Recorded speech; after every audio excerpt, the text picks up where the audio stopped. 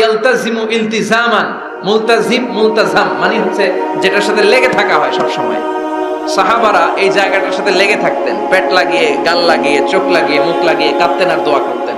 আর এই জায়গায় পেট লাগিয়ে, শরীর লাগিয়ে দোয়া করলে ওই দোয়া আল্লাহ ফিরিয়ে দেয় না। কিন্তু ওই জায়গায় দোয়া করার চান্সও এত সহজে পাওয়া যায় না, ধাক্কা ধাক্কি যুদ্ধ করতে হবে আপনার।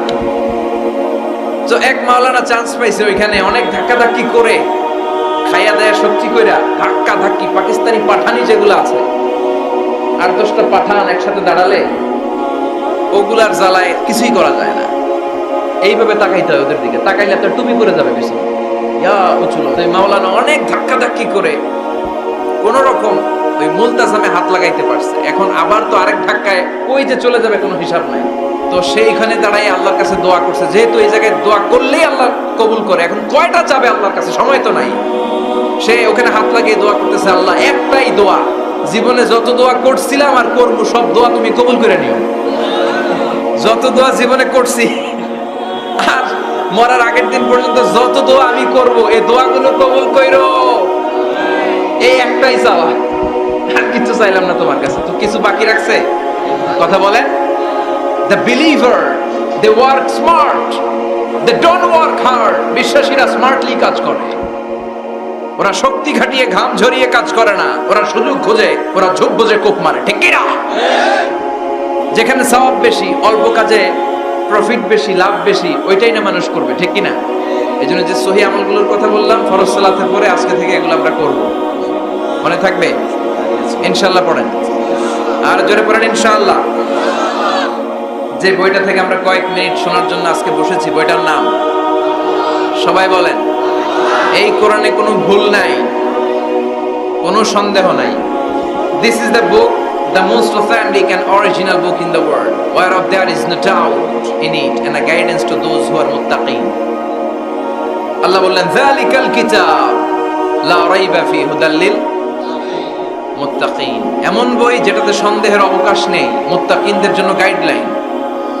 আবার রব্বুল আলামিন বলেন, কিতাবুন আনজালনাহু ইলাইকা লিতুখরিজান নাসা মিনাল যুলুমাতি ইলান নূর। ও Muhammad, I've revealed this holy and sacred book unto you in order to lead the mankind out of darkness into the light. ও নবী, অনেকগুলো অন্ধকার থেকে একটা আলোর মশালের দিকে নিয়ে যাওয়ার জন্য আমি কোরআন নাজিল করেছি। বামপন্থীদেরকে ডানপন্থী বানানোর জন্য আমি কোরআন নাজিল করেছি। জাহান্নামীগুলারে জান্নাতি বানাতে আমি কোরআন নাজিল করেছি। সুবহানাল্লাহ পড়েন।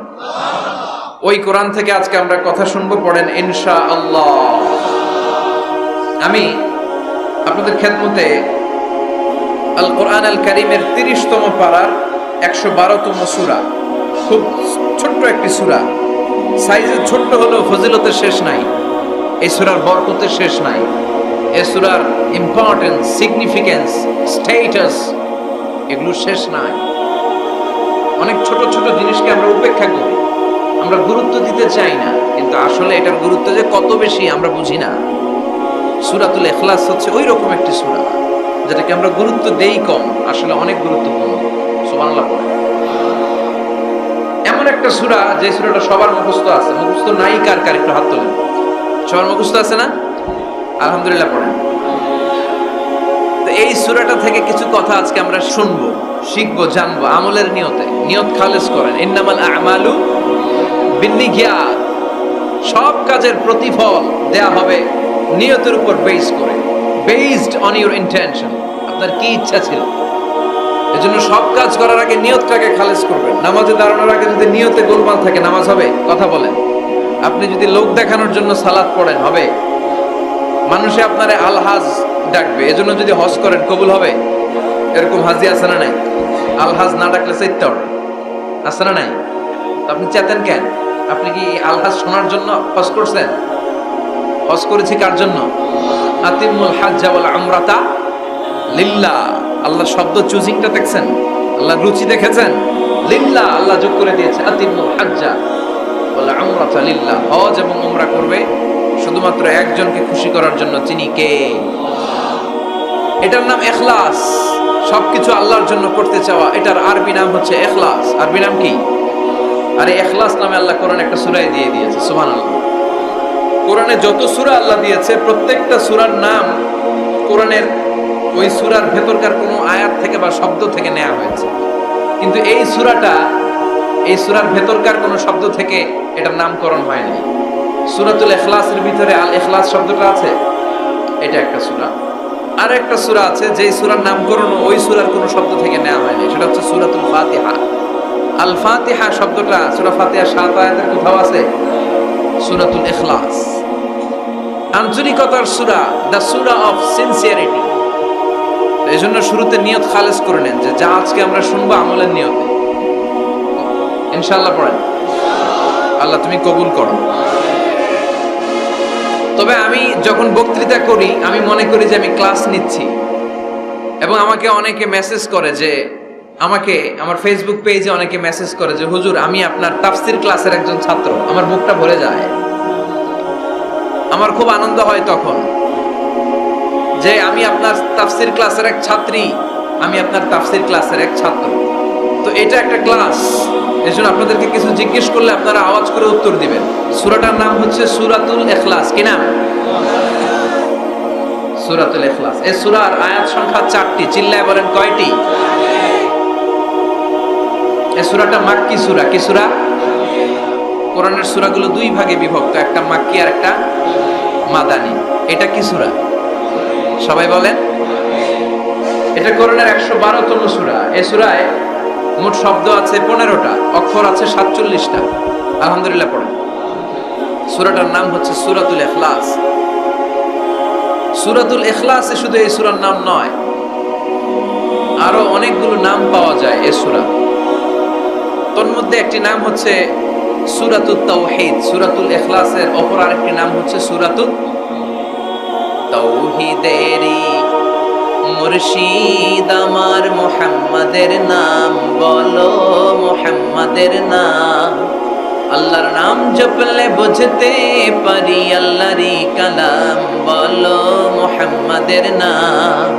ওই নামেরই রশি ধরে যাই আল্লাহর পথে, ওই নামেরই ভেলায় চড়ে ভাসি নূরের স্রোতে।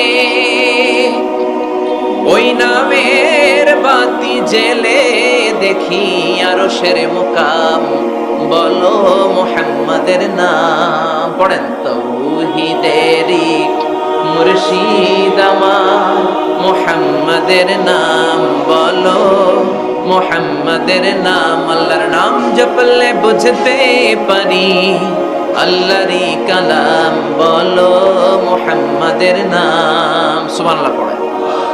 এই সূরার একটা নাম হলো সূরাতুত তাওহীদ। কি নাম? সবাই বলেন। সূরাতুত তাওহীদ। কি নাম? তাওহীদের সূরা। তাওহীদ মানে একত্ববাদ, oneness of God, oneness of creator. আমাদের স্রষ্টা যে একজন, সেটাকে আরবিতে বলে তাওহীদ। আমরা এক আল্লাহ কেন্দ্রিক সব কাজ করি। আমরা নামাজের সময় ডাকি কারে? আজানের সময়, একামতে, জবাই, কুরবানি, স্লোগান, সবকিছুতে কার নাম? এটার বলে তাওহীদ। আর এই তাওহীদের বিপরীত হচ্ছে শিরক। আল্লাহ ছাড়া অন্য কারো কাছে হাত পাতা।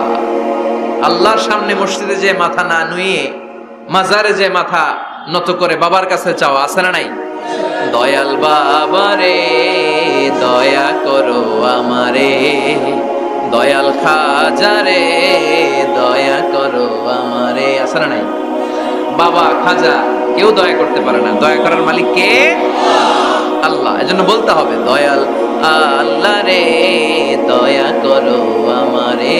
পড়েন। দয়াল আল্লাহ রে দয়া করো আমারে। মৃত ব্যক্তির কাছে কিছু চাওয়া যায় না, খেয়াল করে শুনবেন। আল মাইয়িতু ফিল কবর কাল গরিকু ফিল বাহর। সাঁতার না জানা ব্যক্তি সাগরে পড়ে গেলে যেমন অসহায়, কবরে চলে গেলে মানুষটা এরকম অসহায়, সে চেয়ে থাকে আপনারা কি পাঠাবেন, আপনারা তার জন্য কি পাঠান, এটার জন্য সে ওয়েট করে। সে কিছু পাঠাতে পারে না, সে আপনার বিপদ থেকে উদ্ধার করতে পারে না, সে আপনার মনের আশা পূর্ণ করতে পারে না। আপনার মনের আশা পূর্ণ করতে পারে শুধু একটা সত্তা। চিল্লায় বলেন তিনি কে?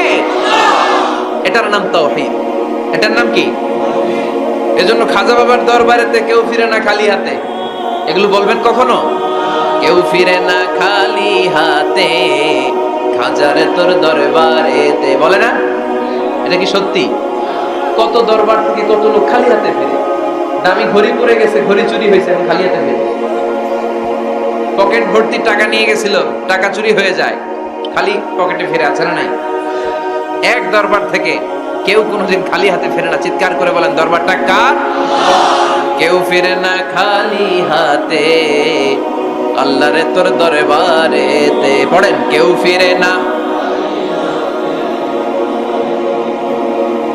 মনে থাকবে? এটার নাম তাওহীদ, এটার নাম। আর এর বিপরীত হচ্ছে শিরক।